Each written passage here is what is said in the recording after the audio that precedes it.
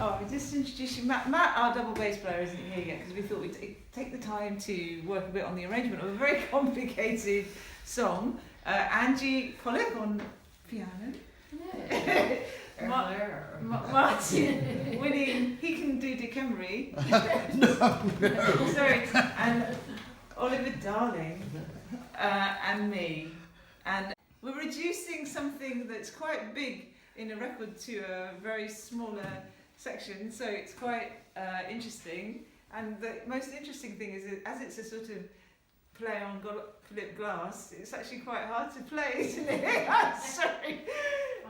It's, yeah. 1, 2, 3, 4.